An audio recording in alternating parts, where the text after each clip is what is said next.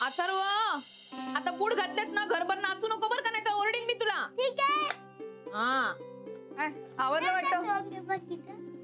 खेळा खेळा. आज लवकर आवरलं अथर्वचं?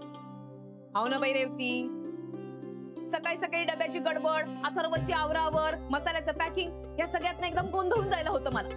अथर्वचं आवरून झालं ना तर निम्म काम संपल्यासारखं वाटतं बघ. नाही बरोबर आहे तुझं, पण मला काय वाटतं आता ना तू अथर्वला स्वतः आवरायला शिकव. हो ना. अगं तुझ्या कामाचा व्याप वाढतोय, मग त्या सगळ्याचा त्रास तुलाच होईल की नाही? खरंय. आता नेहा बघ, स्वतः सगळं आवरते. पोरी तर हुशारच राहतात ना. राधिका एक सांगू, तुझं हे मसाल्याचं आणि डब्यांचं काम चालू आहे ना, ते खरंच खूप छान झालंय.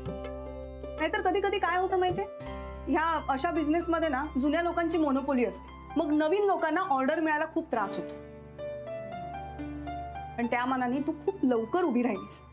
कसलं काय गरे होती, अजून तर मला खूप काम करायचं, खूप गोष्टी करायच्या. आपलं भाड्याचं घर घेता यावं इतके तर पैसे कमवायला हवेतच ना. पण आता का विचार करतेस तू, इथे राहतेस की? अगं पण रेवती, नाना नानींना किती दिवस त्रास द्यायचा? नाही ते आपले म्हणतात प्रेमानं रा रा रा. समीदाला नाही ग आवडत. नाही म्हणजे तिचंही बरोबरच आहे म्हणा, असं किती त्रास द्यायचा. आणि मलाही नाही आवडणार. माझ्यामुळे त्यांच्यात भांडणं झाली. तेही खरंच आहे, पण तरीही तुला सेटल व्हायला वेळ लागेल. हो ते तर आहेच रेवती. कधी कधी मला असं वाटतं का मला माझ्या प्रश्नांची उत्तर मिळतील का नाही. का असं का म्हणतेस रेवती? मला माझ्या अथर्वला कधीच काहीच कमी पडू द्यायचं नाही. त्याला खूप शिकवायचंय, मोठं करायचंय. आणि हा, मला नाना नानींसाठी काहीतरी करायचंय. त्यांचं ऋण तर मी आयुष्यभर फेडू शकत नाही, पण त्यांच्यासाठी काहीतरी करायचं. करशील करशील, थोडासा पेशन्स ठेव. तुला माहितीये तुझ्या बाबतीत काय झालं? गुरुनाथने घराबाहेर काढल्यानंतर एका मागोमाग एक संकटच येत राहिली तुझ्या. तुला त्यातून सावरायला वेळच मिळाला नाही. तुझं काम, त्यानंतर दादाच्या घराचा प्रॉब्लेम, त्याच्या मुलाचा आजारपण. पण आता सगळं संपलंय. सगळ्या अडचणींवर तू मार्ग काढलायस. अडचणी माणसाला खूप काही शिकवून जातात. खरंय. आधी तर वाटलं होतं का मी हे सगळं करू शकेन का नाही, करू शकेन का नाही. पण झालं बाई. दादा तर म्हणतो का तुझ्यामुळे झालं हे सगळं, तू घर सावरलंस. अगं मग खरंच आहे ते. कसलं काय रेवती, आता मला समजून राहिलं का तू कुठल्या दिव्यातनं गेलीयस, कुठल्या कुठल्या प्रश्नांना सामोरी गेलीयस. माझ्या बरोबर तर सगळेजण आहे, पण हे जेव्हा तुझ्या बाबतीत घडलं तेव्हा तर तू एकटीच होतीस. कसं निभावलं ग?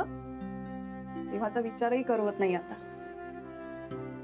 सफरचंदाचे काप नीट परतल्यानंतर त्यामध्ये दालचिनी पूड आणि मध घालून पुन्हा नीट परतून घ्यावं. बटर लावलेल्या ब्रेडवर सफरचंदाचे तुकडे, बदामाचे तुकडे, टुटी फ्रुटी, डार्क चॉकलेट आणि मीठ घालून दुसरा ब्रेडचा तुकडा त्यावर ठेवून वरच्या बाजूला बटर लावून घ्यावं. एका बाउलमध्ये स्ट्रॉबेरी सिरप आणि क्रीम घालून सॉस तयार करून घ्यावा. तयार सँडविच पॅन मध्ये बटरवर ग्रिल करून घ्यावं आणि स्ट्रॉबेरी सॉस बरोबर सर्व्ह करावं.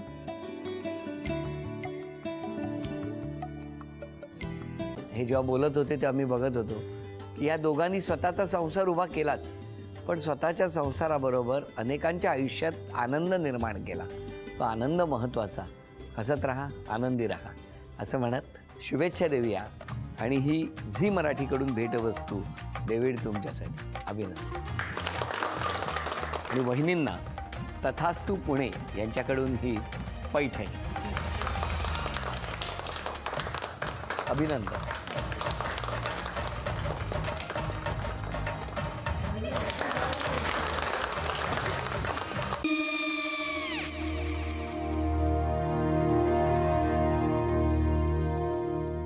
काय गो?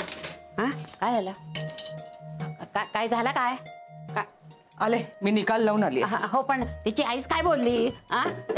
तिला वाटलं का सगळ्या निशाने आपल्या चुका कबूल केल्या का? आई, मी चांगलं सुनावून आली आहे. त्या तिची बाजू घेत होत्या, पण मी लक्ष दिलं नाहीये.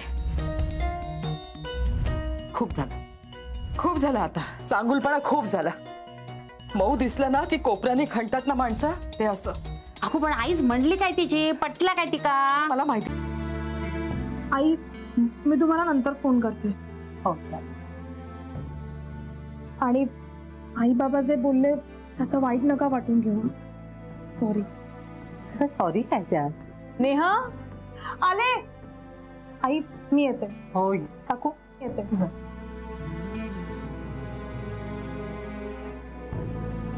सावकाश जाग. हो हो. मग काय काकू, कधी उडवता लग्नाचा बार? बघूया.